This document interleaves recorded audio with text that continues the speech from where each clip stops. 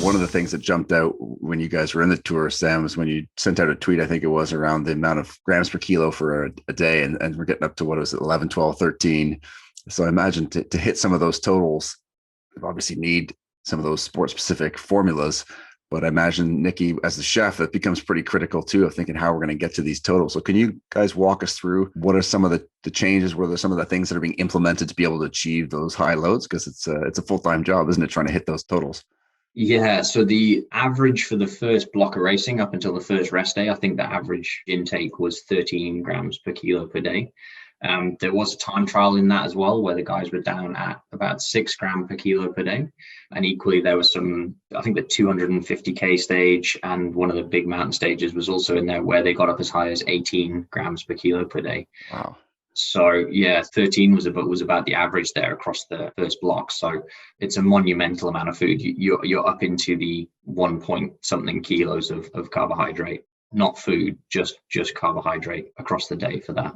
Yeah. So how do we get that into, I mean, obviously riders to that level are somewhat accustomed to it or very accustomed to it, but I mean, everybody else listening in or supporting athletes is trying to figure out how would I get somebody to that level? So, Nicki, with working with the athletes on your side, what are the changes in the food front? Is it meal frequency? Or there's various things that go into being able to hit those totals? Yeah, it's a lot of food, like you said. I think one of the days we calculated, like it was the equivalent of eating 5 kilos of cooked pasta.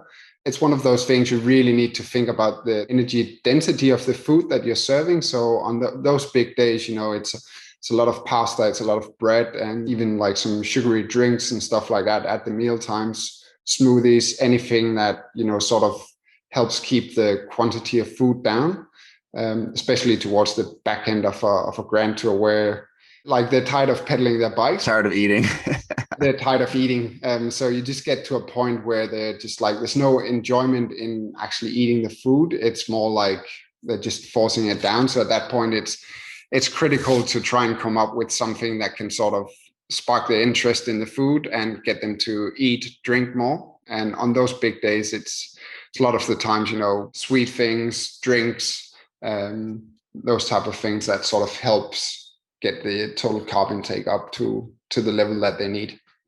I mean, it's really split over. It's actually 2 meals per se in the day. That's I think the thing that is often challenging is the actual physical meals are only breakfast and dinner, where the guys will sit down at a table and eat a meal as you kind of conceptualize it. But we also have like recovery protocols on the bus, so like the chefs will prepare recovery foods, which we standardize just to help the guys hit some of the carb recommendation targets for like after race, and so you're actually looking at just 2 kind of enormous meals. The recovery period, which is super important. We place a real high value on those first 2 hours after the race. But equally, then when you think about it, it's actually to reach an energy balance. It shows how important hitting a good amount of carbohydrate on the bike is, because actually, like, you could get to 50% of your carbohydrate intake for the day on the bike, and so that's where that's the sort of next step on from that gut training piece. So like if someone really massively underfuels on the bike or doesn't hit a good on bike total, the logistical challenge of getting close to an energy balance for the day is have to catch up, right? Exactly. You just can't imagine. Yeah, we really saw that in the Giro this year with especially one of our riders who didn't eat enough on the bike on those like big Giro days, and he ended up having to eat, I think it was like 1.5 kilos of pasta plus 200 grams of bread plus dessert for dinner. Yeah. So that really shows the importance of eating over the whole day and just making sure that you get enough on the bike. Otherwise, you're stuck with a lot of food that you need to eat at dinner. And trying to go to bed and sleep well after that kind of meal. Yeah, when you're rolling up the stairs is challenging. So a lot of American football players and rugby players listening in going, "Hey, geez, I would love that challenge." But so you talk about those first couple of hours post training or post race. What are some of those strategies then on the bus? Or what might that look like from some of those meals? Maybe it's over to Nicki around the things that we're implementing to be able to get that fuel in to help that recovery in those key first few hours?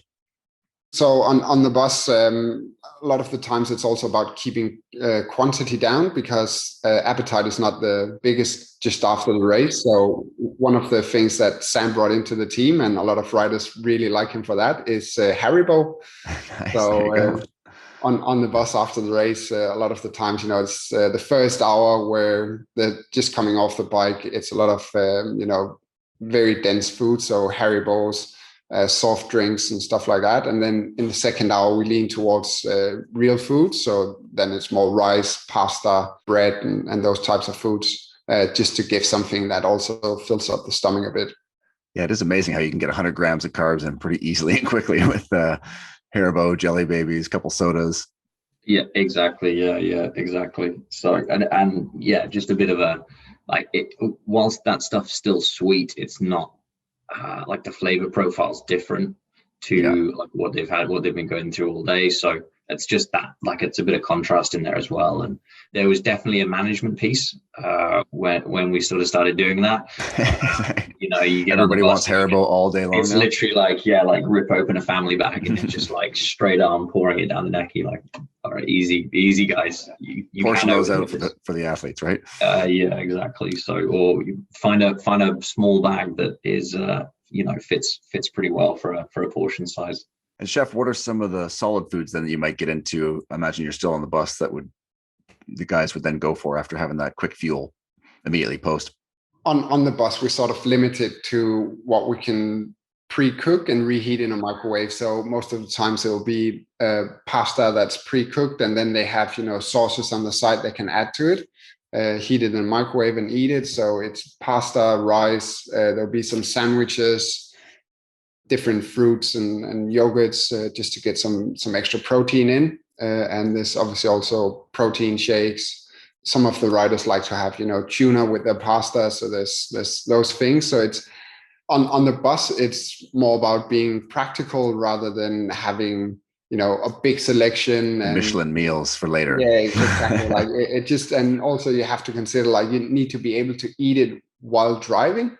Yeah. So I worked with riders before who wanted boiled potatoes, but it was just sort of a problem. They're rolling all over the plate and stuff like that. So on the bus, it has to be very practical, and it has to be something that can easily be managed by people on the bus while they're driving. Yeah, it's interesting, the subtleties of rolling potatoes, derailing things. And what about some of those flavor profiles? I mean, obviously that's key when we're talking about going from sweet to salty and these different flavors that can help the brain to stay hungry and not to achieve that level of satiation where, it's natural, as you said, that at the end of a tour, it's tough to eat. But as you switch those over, I imagine you're able to stimulate the appetite a little bit. Can you walk us through some of the different strategies that you might have to do that? Yeah, so in a grand tour, like with the meals and stuff, we sort of, have those favorites that all of the riders really like and crave. So we try to put those towards the end of a grand tour, and then keep it a bit more plain, boring at the start, if you want to call it that. And then, leading them with the carrot towards the end of the Yeah, exactly. Like, whenever you cook spaghetti bolognese, it's just always a big hit with the guys. So, you save those towards the end and try to, keep them motivated to eating by bringing out some favorites. We have a pretty good, there's quite a decent curry culture in our team. So nice. They have a good butter chicken or a tikka masala or something for that generally gets the guys pretty happy, pretty stoked. Awesome. And Sam, I mean, before I cut you off there on the operations side, I'm sure we've touched on pieces of it. Maybe we can circle back to that around all those logistics or some of the main factors there that you've got to consider to achieve all this.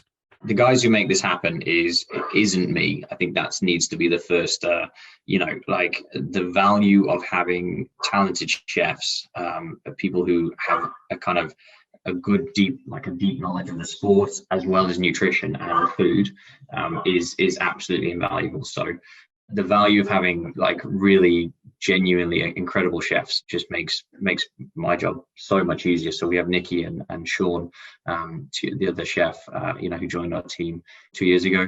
Again, great guy, American background, living in Spain, and has just really, engaged in our process, and been really keen to learn what we do. So the value of having incredible chefs is I really can't highlight enough. So